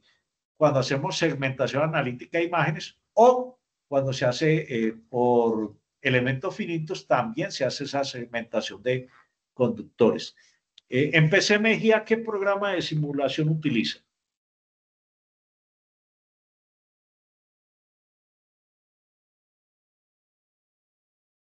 Nosotros usamos el ASPIX, la licencia no la vendió IED. Ay, no me gusta ni 5 el ASPI. No, No, y lo conozco. Es más, sé quién lo hizo también. Hay software un poquito más confiables, digámoslo así, porque, claro, pues son más costosos, porque usted puede usar el SIGGRAPH, usted puede usar el del ETAP, bueno, hay una cantidad de software que se puede utilizar. El ASPI se ha popularizado y ha hecho un buen trabajo comercial, pero tiene sus falencias, ¿sí? Ese ASPI creo que trabaja por segmentación analítica de imágenes y por IEEE 80, ¿o no? sí señor. ¿Cierto? Y Sí, usted le porque tiene que decir cuál es la segmentación de los conductores, ¿o no? no, uno solo da las dimensiones de la malla, ingresa pues, los inputs son la corriente pues que se drena en la malla, la resistividad, el tiempo de falla, la resistividad de la gravilla y el grosor de la gravilla. Y O ya sea, uno lo simula y le da uno en 3D y en 2D los perfiles de las tensiones de paso y de contacto. no, y son bonitas las imágenes, ¿sí? Pero mire que no te permite segmentar. O sea que si usted quiere representar el efecto de un tratamiento de suelos, va a poner ese programa en aprietos, ¿sí? Después miraremos algo del tema. ¿Listo? Eh, entonces yo decía que necesitaba un programa confiable, ¿sí? Usted en el ASPI seguramente va a poder meter una malla como esta. No tiene ningún problema porque le mete las configuraciones, pues las coordenadas para usted simular esta malla de tierra. El problema es que si usted le va a hacer tratamiento a una varilla de puesta a tierra, ¿cómo le mete el efecto del tratamiento de la varilla al ASPI? ¿Cómo lo meten ustedes ahí? No, justo es una de las preguntas que tenemos para ustedes. Lo mismo va Porque a una pasar. vez consultando, Sí, nos decían que, por ejemplo, aumentando el diámetro de la varilla, sí, que podría ser una forma para simular el tratamiento. es correcto. y te permite el ASPI ampliar el diámetro de la varilla, por decir algo, a 15 centímetros. Sí, señor. Uno puede modificar tanto la longitud como el diámetro de la varilla y de los Y has contrapesos. intentado, por decir algo. O sea, te voy a dar un datico para que a ver qué hace el ASPI. Suponga que el diámetro de la varilla es de 15 centímetros y que la longitud de la varilla es de 50 centímetros. Si usted pone el ASPI a simular eso así, ¿será que el programa corre? Eso Si sería quiere, una... puedo hacer el experimento en este momento. no, hágalo luego y después me Ah, cuenta. listo, está bien. ¿Listo? Listo. Después me cuenta. Es para que Listo. haga eso. Incluso, si va y le corre con 50, entonces bájelo a 30 la longitud, pero mantenga el diámetro de 15. Y seguramente usted va a encontrar el momento en que el programa le va a llorar, le va a fallar. ¿Listo? Pero bueno, vamos, continuamos con esto. Entonces, una cosa es que, ya lo venía diciendo, la malla de puesta a tierra debe cubrir todo el área de la subestación, porque a veces dicen, no, es que los equipos nada más van a estar aquí, ¿para qué me hacen gastar cobre para acá? Venga, y si a futuro le va a prometer unos gabinetes aquí, ¿qué? Entonces, todo el cuarto de la subestación, incluyendo la planta de emergencia, deben estar sobre la misma malla de puesta a tierra. ¿Sí? Aquí, todos los equipos de la subestación se deben tener presentes. Entonces, dentro de los componentes esenciales de un diseño está tener un modelo adecuado al suelo, y por eso le dediqué un tiempo importante, prácticamente esas 2 horas, a las mediciones de resistividad, métodos de medición de resistividad, y pudo haberse vuelto un poquito monótono, pero es que era necesario hablar de eso, porque es que esto soporta de ahí en adelante el diseño. Después, una metodología de cálculo confiable. Yo no me iba a poner a explicar IEEE 80 porque pues, ya eso no es tan aplicable, digámoslo así, y para eso está un software de diseño y ustedes tienen software. ¿Sí? Entonces, digamos que el ASPI, sí, en términos generales bien, pero uno lo puede poner a llorar bajo determinadas situaciones. Y unos criterios de seguridad bien fundamentados, que era lo que yo le hablaba, IEEE 80, IEC. El ASPI diseña por IEEE 80, pero no diseña por IEC, ¿cierto? Eso sí, no se lo ¿No? sé responder. Tendría que leer, pues, como la Listo. información de la Y eso aplicación. está por IEEE 80. Que por IEC sacar esas curvas es un paseo. En la Universidad de Antioquia tenemos un programa que llama Matier 1 y 2, donde diseñamos con IEEE 80, pues con los criterios de seguridad de IEEE 80 y con los de IEC. Teníamos los dos al mismo tiempo. ¿Sí? Y esto implica, además de esto, de un modelo adecuado al suelo, una metodología de cálculo confiable y unos criterios de seguridad. Dentro de esa metodología de cálculo confiable de la malla de tierra, implica cómo calcular la corriente de diseño de la malla. Entonces, ese cómo calcular la corriente de diseño se vuelve un paseo y no sé si me quisieras contestar o lo dejamos así y continúo explicando cómo calculan ustedes la corriente de diseño de la malla. Bueno, nosotros tenemos dos formas. Sí, Primero, cuando estamos con el operador de EPM, con el sí, nivel con los datos del punto de conexión que nos regalan para el nivel de cortocircuito, nos dan especificados los tramos desde la subestación hasta el punto de conexión, ¿cierto? Esos tramos, así tal cual el modelo que tienes de ATP, lo simulamos sí, y simulamos pues como la corriente que iría a la malla, que sería, por ejemplo, en este caso, en el modelo que tienes, la última resistencia queda a la izquierda. Esa sería como la malla de la subestación. ya, Entonces, normalmente como el límite que nos da EPM, pues que ya nos dices pues que no es límite, yo coloco esa resistencia en 10 ohmios, que se sí, supone que sería el peor de los casos, la resistencia pues de la malla. Entonces, esa es la corriente que yo cojo de diseño. Entonces, primero simulo sin la malla para verificar que las tensiones, los niveles de corto que tengo en el punto de conexión se asemejen al informe del punto de conexión que me da EPM. Y ya Tú con eres eso ya egresado, discúlpame, ¿tú eres egresado de dónde? de la nacional. Ah, ok, listo. Listo. Continúa, ¿no? Ese es en el caso de Medellín. Ya para Bogotá y la zona de la costa, utilizamos el factor de diversificación, que normalmente dicen que es el 60% de la corriente asimétrica monofásica. Y ese valor es el que usamos para la corriente de diseño, porque en esos operadores no nos dan tan detallado como los niveles de cortocircuito como lo da EPM. Bueno, ahorita vamos a mirar, ahorita o en la próxima, vamos a ver si nos alcanzan. Vamos a mirar ese tema muy importante. Veo que tienes muy buenos conceptos, eh, porque eso que estás contando, eh, creo que hay una pequeña falencia, pero no estoy seguro. De pronto es por la explicación así de rapidez como te cogí. Pero eso que estás hablando ahí era lo que anteriormente en los famosos cursos de tierra no explicaban. Y no explicaban porque quienes tenían el monopolio en su momento no lo decían porque esa era la cucharita de ellos, ¿sí?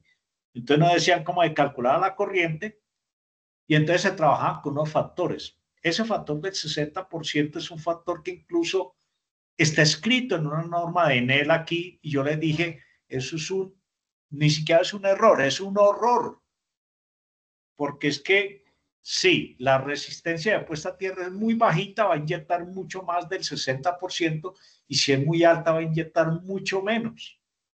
Entonces no se puede trabajar con un factor, eso no se dice con simples reglas,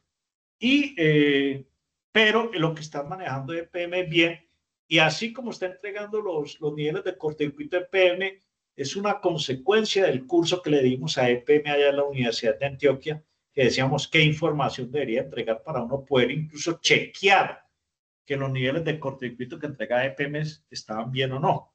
Ya después contaré anécdotas. Entonces, eso era uno de los elementos importantes, saber calcular la corriente a tierra, que vamos a ver cómo lo hacemos, ¿sí? Y lo otro era cómo dimensionar los cables con que usted se pega a la malla de tierra o el cable con que se conecta a tierra. Entonces, en el RETIE está esta fórmula que dice, el calibre mínimo del conductor debe ser seleccionado con la siguiente fórmula, ¿sí? Y en el RETI habla de que la I es la corriente de falla tierra que entrega el operador de red. Falso. No es la corriente que entrega el operador de red. Porque el mayor nivel de cortocircuito que tiene el transformador es el que se da en el secundario. Entonces es con el nivel de corte del secundario del transformador que se calcula el área del conductor, pero también a veces hay gente que se pone a hacer diseños de malla a tierra utilizando como corriente de falla la corriente del secundario del transformador. También eso es falso porque salen unos mamotretos de mallas, unas cosas gigantescas que no tienen sentido. Entonces, cuando yo coloco aquí corriente de falla tierra, sí es la corriente de falla tierra, pero del secundario del transformador. Lo demás sigue siendo igual, o sea, sigue estando la constante del material que vaya a utilizar, la temperatura, el tiempo de duración de la falla. Con eso calcula usted la cola de conexión del trafo a tierra y si se quiere, entonces, con eso se hace toda la malla de tierra y con eso se dimensiona. Aquí tengo un ejemplo. Por ejemplo, tengo el caso de un transformador de 500 kVA y otro de 800 kVA. Las pérdidas de cortocircuito o la impedancia de cortocircuito son las mismas. Estamos hablando de un nivel de tensión de 13.200, 208. Entonces aquí me aparece la corriente nominal en el primario, la corriente nominal en el secundario, que esa corriente nominal en el secundario dividido por la impedancia, por el porcentaje de la impedancia de cortocircuito, me da la corriente de cortocircuito en el secundario. Con esa corriente de corte del secundario, que entre otras cosas, esta es esta y esta es la de este, ¿sí? para un tiempo de 500 milisegundos. Y asumiendo, mire, el conector metálico, la con soldadura exotérmica, el KSUF es 7.06, ¿sí? Si fuera a usar un conector mecánico, pues sería 11.78 el valor que va aquí. Y con esa corriente del secundario yo estimo el área del conductor. Aquí, esto me da un cable de 2.0, porque se pasa del 1.0, y este daría como un 3.0, seguramente tocará ir a 4.0, ¿sí? Pero es la forma de usted calcular las colas de conexión a tierra, y si se quiere, la de la malla de tierra, pues en general para 500 milisegundos. ¿Está claro eso? Sí, Carlos, le hago una pregunta. Yo hice un formatico en Excel para estos cálculos, ¿cierto? Sí. Llegó el caso que teníamos una subestación, porque la otra cosa es que esto también tiene en cuenta el tamaño del trafo, ¿cierto? Por ejemplo, ahí Ojo, está haciendo el cálculo con dame el tamaño. un momentico. Correcto. Efectivamente, tiene en cuenta el tamaño del trajo y es asumiendo barraje infinito. Es decir, que el sistema es capaz de darle toda esa corriente de corto. Este es el método abreviado. Pero si usted tiene en cuenta en qué punto de la red usted está conectado, ya hay una impedancia de la red que jamás le va a poder permitir que usted tenga todo este nivel de corto, porque el sistema lo va a limitar. Entonces ya viene el método de suma de impedancias para decirle realmente que ese nivel de corto no va a llegar a este nivel, y entonces los cableados de pronto son un poquito más delgados. Pero esta es la forma más rápida y más fácil de calcular si usted no tiene toda la información. Listo, ahora sí te escucho. Entonces quería hacer una pregunta. Una vez teníamos en un proyecto 4 transformadores en paralelo de 800. Sí. Entonces, según ese cálculo, nos está dando una malla y también los conductores hacia las celdas de 350 kc/1000. Entonces la pregunta es, si es comercial para una malla, pues a tierra un calibre tan grande. Empiece por cuál es la probabilidad de que le fallen los 4 trabajos a la vez. Como complicado, ¿no? O Y sea, la otra pregunta es esa, por ejemplo, eh, normalmente en una subestación, por ejemplo, como la tablita que tienes, hay un trafo de 500 y otro de 800, ¿cierto? sí, Cuando yo tengo ese caso, nosotros diseñamos con el trafo de mayor potencia, en este caso sería sí, 800. correcto. Pero en el caso que le estoy hablando, eran en paralelo, o sea, los 4 transformadores estaban conectados a un mismo TGA. Sí estuvo bien el concepto de calcular ese calibre, no con 800, que sería el mayor, porque todos son iguales, sino 3200, que sería la potencia total. Ya ahí sí me toca entrar a hacer una simulación, por decir algo, en Design o en el EMTP o en ATP para ver cuál es la corriente de falla teniendo en cuenta la impedancia del sistema, ¿sí? Porque ya usar esta tabla se vuelve supremamente conservativo y entonces salen unos cableados de ese orden, de 350, que sí, se han hecho mallas con ese cableado, pero hace muchos años. Ya hoy no llega como a ese nivel, pero se podría mirar, ¿sí? Incluso es parte de lo que vamos a observar aquí. ¿Listo? Aquí está la tabla. Creo que no me va a quedar en mucho tiempo de esto. Es simplemente para resaltar en la tabla que una cosa es usar cobre, cobre blando o cobre duro, ¿sí? Que es el que estamos hablando para la soldadura exotérmica, que es el cobre típico que utilizamos. Pero a veces se hace en otro material, por decir algo, en alambre de acero recubierto de cobre. Mire, esta es la conductividad, 30, ¿sí? Mientras que esta es una conductividad del 97%. Entonces, en la medida en que baje la conductividad, pues va a ir aumentando el calibre del conductor para poder compensar la falta de conductividad, ¿sí? Y aquí, señor. Perdón, qué pena lo interrumpo para hacer una consulta respecto a la consulta que hacía Julián de los transformadores en paralelo. Qué pena Sí. de pronto ahí lo interrumpa. Usted mencionaba que cuál sería la probabilidad de que fallen los 4 transformadores al tiempo. O sea, el tomar la sumatoria de las potencias, o sea, los 3.2 MVA de potencia instalada en la subestación como la fuente principal, ¿cierto? Sería una corriente de corto muy alta y es lo que nos llevaría a tener ese calibre de 350 kc/1000, ¿cierto? Sí, pero Usted ahí mencionó, ya hay que pasar ahí sí, a simular con la impedancia del sistema en el punto de conexión y empezar a simular, a meter dentro de la simulación cada transformador y empezar a hacer las fallas de acuerdo al calibre de los cableados, a los transformadores, a la configuración del transformador y en el punto de falla, y ahí sí ver cuál es la corriente que se alcanza a circular, dependiendo de donde se produzca la falla. Porque si ya usa una tabla de este estilo y multiplicar por 4, pues madre, le sale muy grande. de acuerdo, ok, listo, listo. ¿Sí me hice entender? Sí, señor. Sí, señor. Ok. El RETI aquí establece unos calibres mínimos, ¿sí? O digamos que los tipos de electrodos, si son varillas, si son tubos, si son flejes o cintas o platinas, si es cable trenzado, si es alambre redondo, si es una placa sólida. Dependiendo del material, hay unos diámetros mínimos. Entonces, por decir algo, si yo voy a usar cobre, ¿sí? El área mínima del conductor de cobre, si es fleje, dice que son 50 milímetros cuadrados. Si es acero inoxidable, mire que sube a 100 milímetros cuadrados. Si es cinta, si es cobre cincado, 50. Si hablamos de alambre de cobre redondo, 50 milímetros cuadrados, y así por el estilo.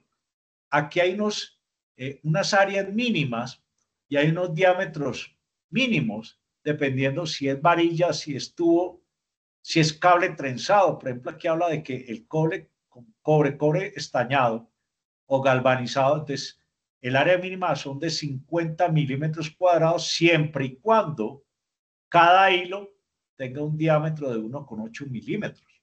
¿Sí? Entonces, cuando uno va a diseñar, pues usted dice con qué material hizo el diseño o especifica y no puede ir en contra de esta tabla del RETIE para cumplir el reglamento. ¿Sí? Esta tabla tiene que estar en consonancia pues, con este tema de la conductividad, con estos cálculos o el que usted hizo por suma de impedancia, que es este. Y ya ahí sí tiene que ir con el asunto de la corriente de corto, porque claro, yo veo allá todo ese tema de los materiales y ya me tengo que ir al tema de cálculo de cortocircuito, que es el tema que estamos, digamos, ya empezando a bosquejar con el problema de los 4 transformadores en paralelo y que estamos viendo la falla desde el secundario del transformador y todavía no hemos visto el asunto desde el primario. ¿Sí? El secundario me crea una condición y el primario me da otra condición. ¿Sí? Entonces vamos a empezar a trabajar el tema. No nos quedan sino 10 minuticos, pero vamos a irnos metiendo en el tema. Entonces vamos a ver qué es corriente simétrica de cortocircuito, corriente asimétrica, que es corriente dinámica y corriente térmica. ¿Sí? La corriente simétrica, pues básicamente usted establece un eje y usted ve que una corriente simétrica, si hay simetría con relación al eje. Esta es una falla que a la larga se dice que está en estado estable, mientras que la corriente asimétrica tiene un periodo como transitorio y donde, asumiendo que este es el eje, aquí hay la simetría de lo que sube y lo que baja, pero aquí no hay una simetría. ¿Por qué? Porque aquí hay involucrada una componente DC. Entonces, cuando a mí me hablan de la corriente asimétrica de cortocircuito, me están dando el valor de la corriente en este punto, en donde se produce el pico máximo. ¿Sí? Que algunos operadores de red la dan como corriente pico ¿sí? Y a veces hay operadores de red que la llaman corriente pico, pero le entregan en valor RMS, ¿sí? Y esta es la corriente simétrica. Entonces, para uno empezar a armar los circuitos o los modelos de simulación, usted necesita conocer, uno, la corriente simétrica, monofásica y trifásica. Necesita correr, si se la dan, la corriente asimétrica, monofásica y trifásica, no necesariamente la tienen que dar. Pero si no le dan la corriente asimétrica, entonces le tienen que dar las relaciones X sobre R, porque dependiendo de la relación X sobre R, este pico va a ser más grande o más pequeño, porque puede que esto se demore más en estabilizarse dependiendo de la relación X sobre R, ¿sí? Y eso es lo que yo estaba diciendo aquí. Entonces, hay una simetría con relación a un eje, ¿sí? Pero esa simetría se pierde es por la envolvente superior y la inferior, que corresponden a un nivel de C que se sale sumando cuando se produce la falla. Entonces, por eso es que aparece esa corriente asimétrica. Y esa corriente asimétrica se calcula a partir de la corriente simétrica, es decir, es la corriente simétrica multiplicada por raíz de 2, multiplicada por una constante que es esta, que depende de la relación X sobre R.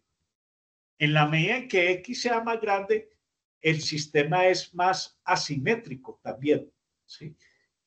Entonces, esto es fundamental. Anteriormente, como anécdota, cuando uno EPM le entrega los niveles de corto, uno tiene cómo comprobar, como lo decía el compañero, verificar que los niveles de corto de circuito que le entregaban a uno está bien, ¿sí? En cambio, cuando son de otros operadores, uno tiene que hacer de tripas corazón y asumir que están bien, ¿sí? Porque no tiene cómo probarlos a menos que le entregue toda la información. Cuando existía EADE, ellos también entregaban los niveles de corto, y la primera vez que yo le pedí los niveles de corto a EADE, o sea que ya se dan cuenta que tengo un montón de años, me lo entregaron y lo fui a reproducir y no me daban por ningún lado.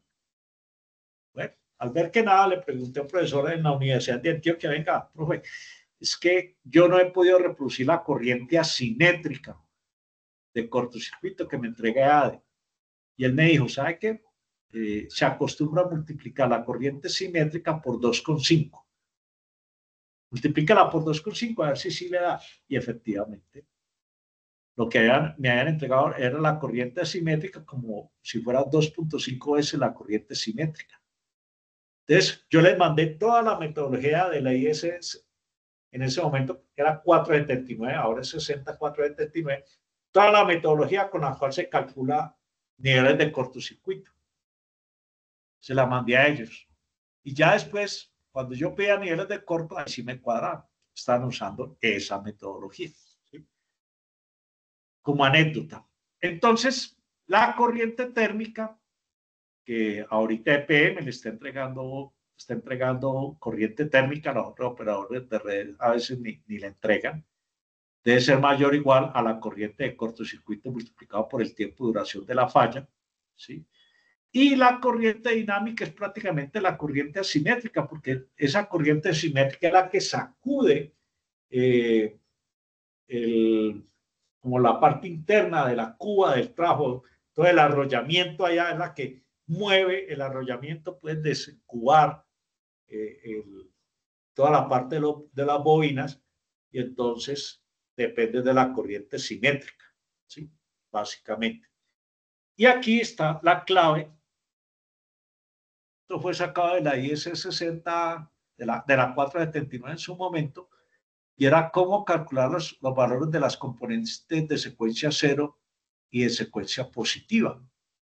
Es decir, esa impedancia de secuencia cero se calculaban a partir de la corriente de línea y la corriente de cortocircuito monofásica y la trifásica, que a uno le podía entregar los niveles de corto en términos de corriente. Si lo da en términos de corriente, con esto usted puede encontrar el Z0.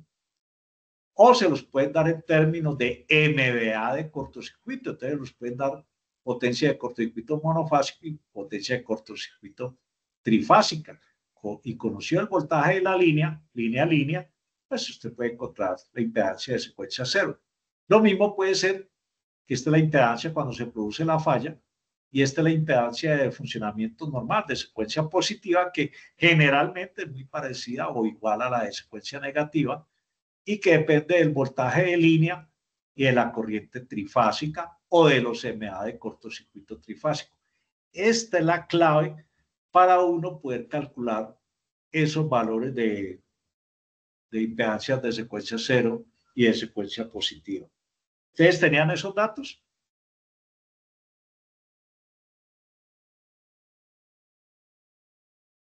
Sí, esos datos pues yo los tengo por ahí y sobre todo de la universidad. Entonces sí los tengo por ahí desde la universidad. Correcto. Yo edité muchas capacitaciones allá en Medellín. Por mis manos han pasado como 300 ingenieros de PM. He editado un montón de capacitaciones ahí con la Asociación de Ingenieros de la Antioquia, y he editado capacitaciones también allá en la Nacional, por ahí en Estado. Entonces, una vez usted conozca la Z0 y la Z1, usted necesita conocer los valores de secuencia cero y de secuencia positiva. Si a usted ya EPM, por decir algo, le entregó las relaciones X sobre R es lo que nosotros llamaríamos aquí K sub R. ¿Sí? Como sabemos que X al cuadrado más R al cuadrado sería la Z al cuadrado, pues básicamente esa X la podíamos reemplazar como K sub R por R al cuadrado. Y entonces aquí sacamos factor común R al cuadrado, y aquí vamos a tener la relación X sobre R al cuadrado más 1, que ya este dato lo conocería, y conocía la Z al cuadrado porque la calculé con las ecuaciones que vimos. Ya podríamos encontrar ese valor de R, o sea, ya conoceríamos R. Y una vez conozcamos R y ya conocido Z, pues como tenemos la relación X sobre R, ya conoceríamos X. Entonces, con eso es que está esta tablita, no sé si es la que ha circulado por ahí, en donde aparece la corriente trifásica simétrica, la monofásica simétrica, las relaciones X sobre R trifásica, la monofásica, el nivel de tensión, y ya con eso, pues la tablita me permite encontrar los valores de la corriente asimétrica trifásica y monofásica asimétrica. Y con eso yo tengo los valores de R0, X0, R1 y X1, con los cuales puedo entrar al ATP para hacer la simulación, o si me dieron los niveles de corto en términos de MVA de cortocircuito, también puedo encontrar esos valores de X0, R0, R1 y X1. Por ejemplo, en el CODENSA le entregan las corrientes asimétricas y las simétricas, pero las asimétricas las entregan en valores RMS, mientras que EPM los entrega en valores pico. Quería llegar hasta aquí como para dejar el abrebocas, porque de aquí en adelante, pues aquí como ya tengo los valores de impedancia de secuencia cero y de secuencia positiva, estos son los valores de la impedancia de secuencia cero y positiva en el punto de conexión. Cuando hay operadores que no le entregan los valores, usted los encuentra, pero EPM no solamente se los entrega en el punto de conexión, sino que se los entrega en barras de la subestación de EPM. Ya con eso usted puede empezar a montar el modelo en ATP para hacer la simulación. Dejamos así por hoy. Veo que voy yo voy como en la diapositiva 81 y son 233. Quiere decir que hay una buena cantidad de material por seguir trabajando, y pues no sé si hay preguntas o dejamos ahí.